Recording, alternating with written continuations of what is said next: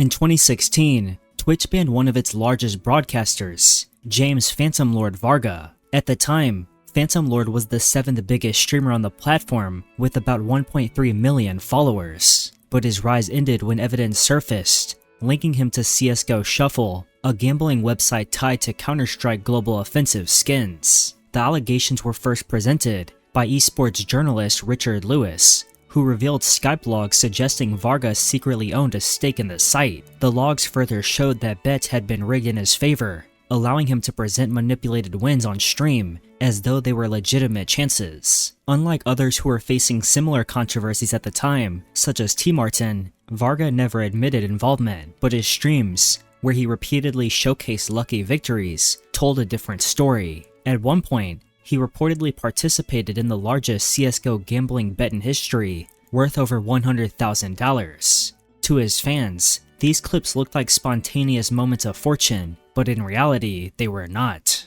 By mid-July, Phantom Lord's channel had been permanently closed on Twitch, with the company citing violations of its community guidelines and the terms of service of third-party platforms. Phantom Lord, however, did not fade quietly. In early 2018, he filed a lawsuit against Twitch, arguing that his termination caused him significant monetary damage. He claimed Twitch had failed to provide proper written notice or give him the contractually agreed 30-day window to resolve violations. This was followed by a legal battle stretching nearly 3 years.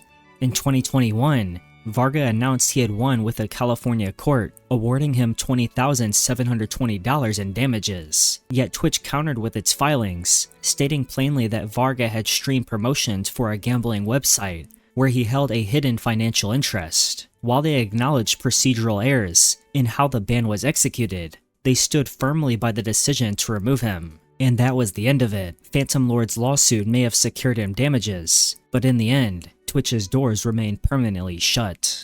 Paul Danino, better known by his online alias Poseidon, was one of Twitch's rising stars. Known for his unpredictable IRL streams and a style of content that bordered between entertainment and chaos, he attracted a dedicated audience that followed him everywhere he went. But with him, we can see how quickly streaming fame can go downhill, sometimes due to a creator's own choices, and sometimes due to forces far beyond their control. By 2017, Poseidon had become a central figure in Twitch's growing IRL category. His content was very spontaneous, but it also opened the door for exploitation. Trolls and stream snipers, viewers who deliberately interfered with his broadcast in real time, regularly targeted him, and that was his undoing. On April 27, 2017, Poseidon boarded an American Airlines flight to Phoenix. During the journey, someone phoned in a false bomb threat under his name. It was a textbook case of swatting, and Danino and another broadcaster were escorted off the plane by the FBI, questioned, and eventually released. The very next day, Twitch announced a permanent ban on his channel. Their reasonings, they claimed, was that Poseidon had disclosed his location at the airport while streaming,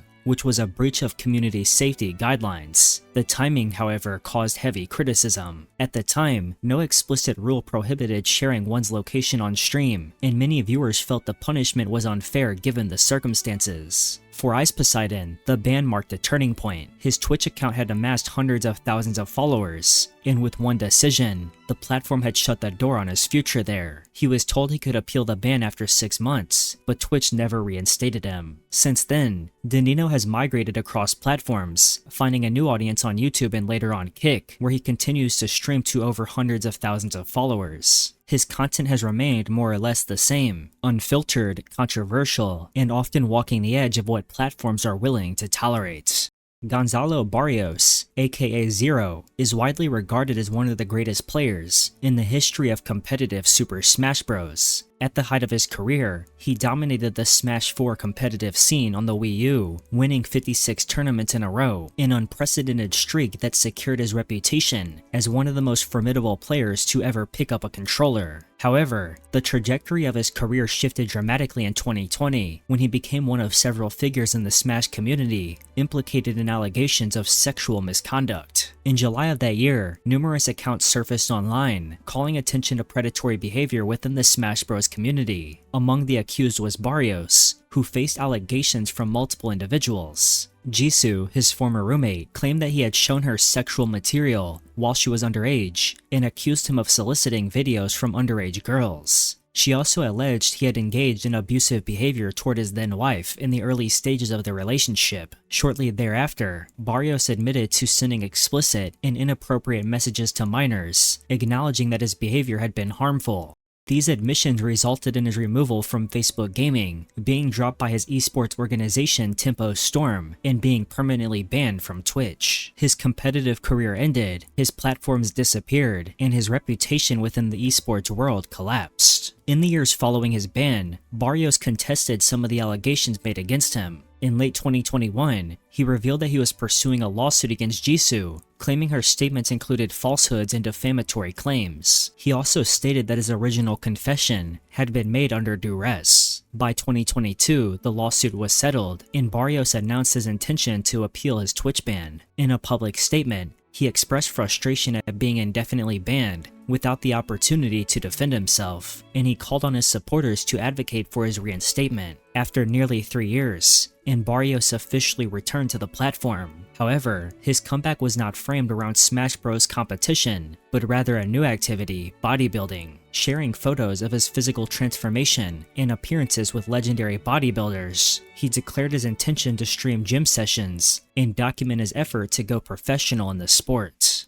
In the world of live streaming, few personalities have emerged as large as Herschel Guy Beam, better known by his stage persona DrDisrespect. With his trademark sunglasses, vest, and bold confidence, he crowned himself the face of Twitch and, for years, lived up to the title. That image came crashing down in June 2020, when Twitch suddenly and permanently banned him from the platform. Twitch itself gave no clear reason, citing only a violation of community guidelines. But the timing was suspicious. Just 3 months earlier, Beam had signed a multi-year contract with the Amazon-owned platform, a deal that seemed to cement his place as one of Twitch's leading stars. Within hours of the ban, viewers began reporting that their subscriptions had been refunded and his emotes removed, signals that the suspension wasn't temporary, but permanent. For years, the ban remained one of gaming's most enduring mysteries. Beam himself claimed confusion, issuing a vague statement to his audience saying, "Twitch has not notified me of the specific reason behind their decision."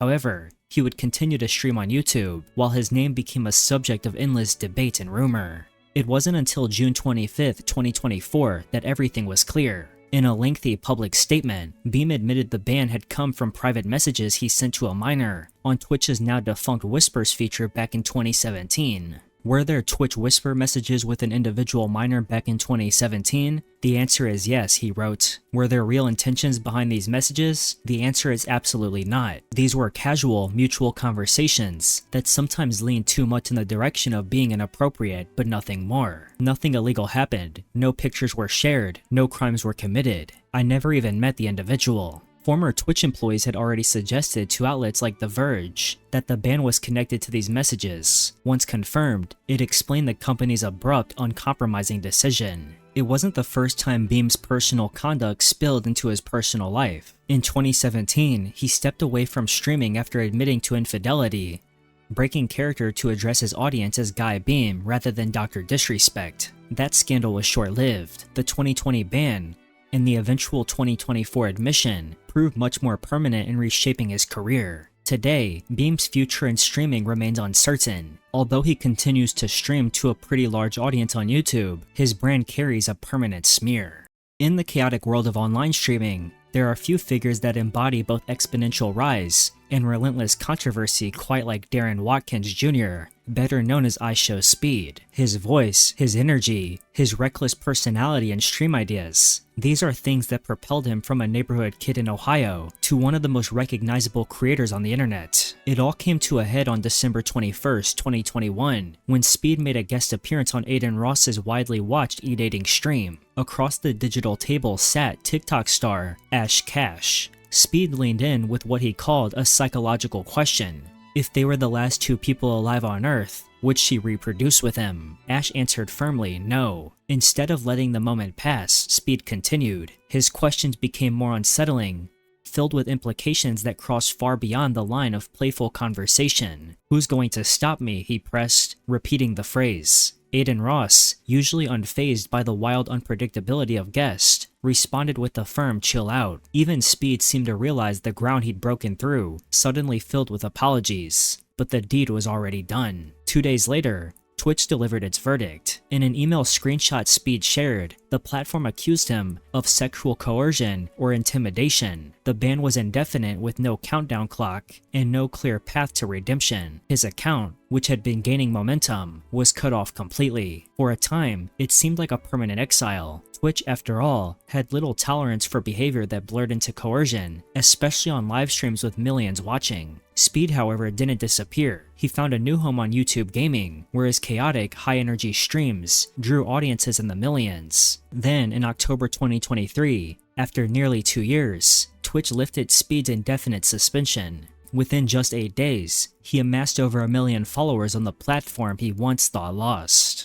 In the wake of the January 6th attack on the US Capitol, platforms across the internet reevaluated their relationship with then-President Donald Trump. For Twitch, Trump's account was indefinitely banned. This wasn't the first time Twitch had acted against him. Just months prior, the platform issued a temporary suspension after streams on Trump's channels violated its rules. One broadcast replayed a 2015 campaign event where Trump claimed that Mexico is sending drugs, crime, and sex offenders across the border. Another featured a remark at his Tulsa rally, in which he invoked a quote-unquote very tough hombre breaking into a woman's home. Both instances, Twitch said, crossed the line into hateful conduct, a violation that applied as much to the president as any other user. But the events of January 6 escalated matters beyond a single suspension. The attack on the Capitol, carried out by Trump's supporters after weeks of false claims about election fraud, forced platforms to consider the role they played in amplifying his act. Twitch ultimately decided to disable his channel entirely, cutting off the possibility of him streaming to his audience. The ban was indefinite,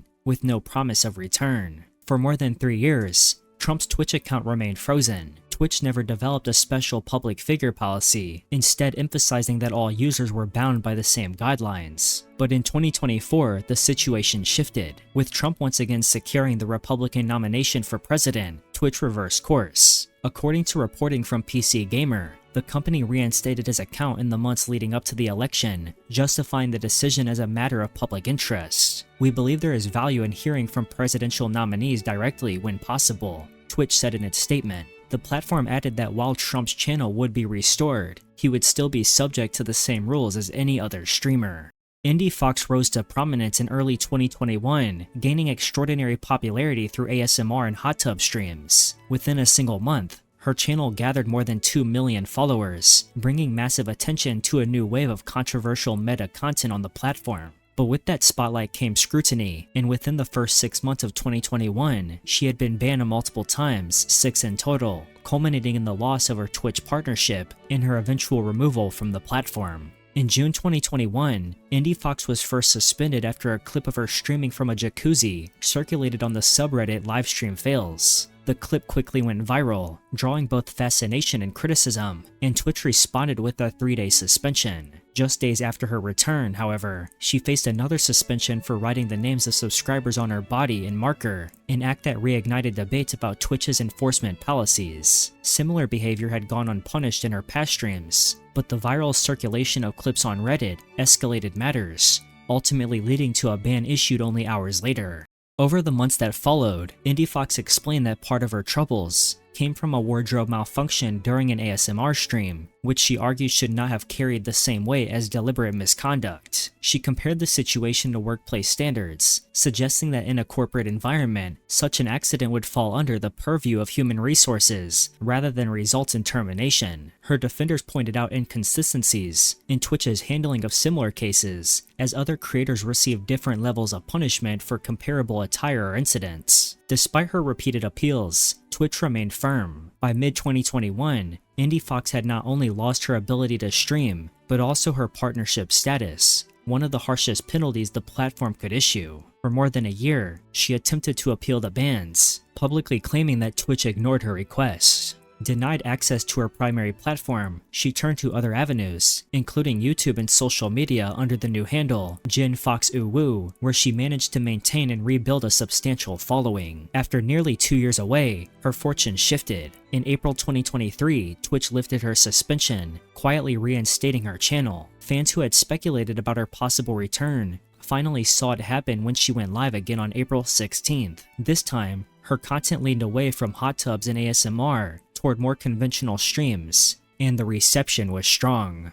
If there's one thing history has taught us about online platforms, it's that fame and controversy often walk hand in hand. Few stories have shown this better than of JiDion Adams. A loud, unapologetic prankster turned streamer, JiDion built his career on pushing boundaries. But in 2022, those same characteristics pushed him right off Twitch and into one of the most high-profile bans the platform had ever handed down. JiDion began making YouTube videos in 2018, quickly building a reputation for unpredictable pranks and chaotic stunts. This gained him a loyal following, but also made him a beacon for controversy. Still, none of those stunts could compare to a decision that would temporarily define his career: a raid on fellow Twitch star Pokimane. In January 2022, JiDion encouraged his fans to flood Pokimane's stream, an action that would come to be labeled a hate raid. Thousands of his followers piled into her chat, spamming insults and harassment aimed directly at her. Twitch, already under scrutiny for failing to deal with harassment on its platform, acted immediately.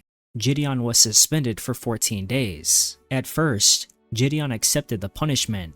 He admitted fault and even told his fans he deserved the suspension. But just days later, Twitch escalated the temporary ban into a permanent one, citing extreme harassment. For many in the Twitch community, that decision was a sign that the platform was finally taking harassment seriously. For JiDion, it felt like a career death sentence. He took on Twitter, releasing a video captioned with the hashtag #FreeJiDion. In it, he acknowledged his mistakes, but argued that permanent exile was too high a price for a single violation. The plea gained attention, but Twitch stood firm. For the next 2 years, JiDion remained locked out of the platform. During that exile, JiDion tried to reinvent himself. He claimed to regret his past and spoke openly about his renewed focus on faith. Instead of leading into pranks, he wanted to spread what he called the gospel of Christ. But despite his efforts to show growth, Twitch wouldn't budge. The JiDion account stayed banned. Then, in 2024, after 832 days away, JiDion's appeals finally paid off. Twitch lifted his ban, and just like that, he was back. For years, the name Narcissa Wright was synonymous with innovation in the speedrunning world. If you followed The Legend of Zelda, Ocarina of Time, or Wind Waker communities, you probably knew her work. Wright discovered the now infamous glitch that allowed runners to skip the Great Deku Tree, an exploit that changed how the game was played. By 2014, she had become a legend in her own right, setting a world record for Ocarina of Time with an 18-minute, 10-second run. But speedrunning was only the first chapter of her story. In late 2015, Cosmo Wright became Narcissa, openly beginning her transition while also stepping away from the relentless world of competitive speedrunning. For a time, her streams carried a different energy. They were less about breaking games and more about exploring herself, both on and off camera. And yet, as her identity changed, so too did her relationship with Twitch, and not for the better. In 2018, Narcissa was banned from Twitch for violating guidelines surrounding nudity and sexual content. She returned in March 2022 with a mix of just chatting and Breath of the Wild content, her community fractured but still loyal. This return was supposed to be a new beginning, but instead, it spiraled into one of the most troubling chapters of her career. On March 21st, 2022, Twitch issued an indefinite suspension of her channel. According to the platform, Narcissa had once again violated policies on nudity or sexual behavior/attire. The alleged offense, as reported by viewers, was that she accidentally opened a link on stream containing prohibited content. Normally, this type of violation would warrant a temporary suspension under Twitch's accidental nudity policy, but in Narcissa's case, Twitch chose the harshest penalty, an indefinite ban. Following this, on Twitter, Narcissa posted a string of messages. "The internet is hell, real life is hell too," and then, more seriously, "Twitch makes me want to die." The spiral resulted in a disturbing post, where she said she wants to take her own life and shoot people at the Twitch headquarters. The threats were cold, but for many longtime fans, they read less as genuine malice and more as the desperate cries of someone struggling with their mental health. In the aftermath, concern poured out from her fragmented community. Supporters highlighted her declining viewership and suspicion that Twitch no longer saw her as profitable. Wright herself speculated that the ban was partly motivated by her heavy bandwidth use, paired with low revenue, a bitter contrast to her early years as one of speedrunning's brightest stars. For Twitch, the decision was final, protecting its platform from both policy violations and potential threats. For Narcissa, it was another fall from grace, one that left her suspended not just from streaming, but from the community she helped create. For more than a decade, Stephen Kenneth Bonnell II, better known as Destiny, was one of Twitch's most prominent and interesting figures. He was a pioneer of political live streaming, known for hosting long-form debates that blended gaming culture with real-world discourse. But in March 2022, Destiny's career on Twitch came to an end. His Twitch channel was permanently suspended, and for over 2 years, the reasons remained unclear. Speculation went around in the days following his ban. Some pointed to his combative political debates, others to his tendency to push the boundaries of Twitch's guidelines on sensitive topics. But Destiny himself claimed the issue was tied directly to comments he made about the transgender community, a claim Twitch would neither confirm or deny at the time. The speculation ended in October 2024, when Destiny posted an 18-second clip from one of his old live streams. In it, he responds to a chat message praising his one-on-one voice trans debates. Destiny's reply is both blunt and bitter.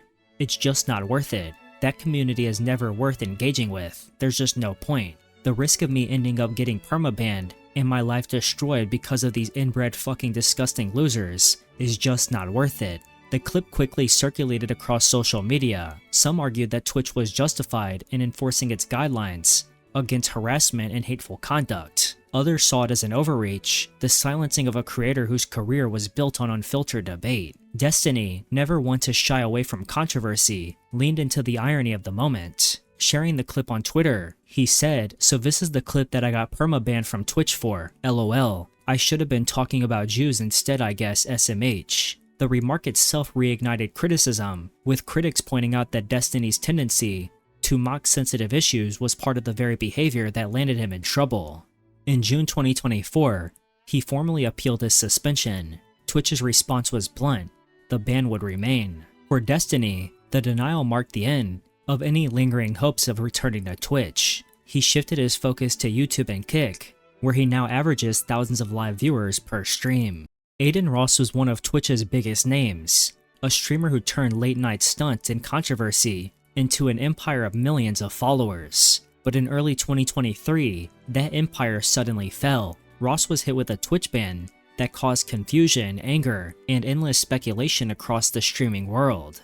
The reason was Kick Chat. According to Ross, the ban came after he streamed simultaneously on both Twitch and Kick, with the Kick Chat overlay visible on Twitch. In that chat, insults and unmoderated comments slipped through, violating Twitch's community guidelines. Twitch has long held strict standards for harassment and hateful conduct, even when it comes from a streamer's audience. And in this case, the platform considered Ross responsible, but Ross didn't see it that way. On the Full Send podcast, he framed the ban as selective enforcement, pointing out that streamers constantly do a lot of crazy things on Twitch without the same consequences. He hinted that the real issue wasn't the chat, but competition. By the time of his ban, Ross had already shifted his focus to Kick, and the timing only fueled his suspicions. Twitch tightened its rules on gambling in late 2022, a move that struck directly at Ross's most popular streams. But on Kick, there were no such restrictions. There were also far greater incentives.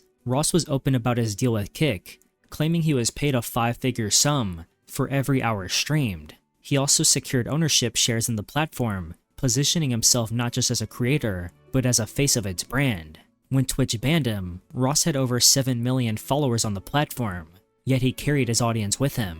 On Kick, his numbers rebounded quickly. He amassed over 1.6 million followers and continued streaming online casinos, free from the rules that had caused friction with Twitch. In many ways, the ban only cemented his status as a symbol of the platform wars between Kick and Twitch. And then, in March 2025, the story shifted again. Without explanation, Twitch quietly reversed course. On March 29th, Ross's channel was restored.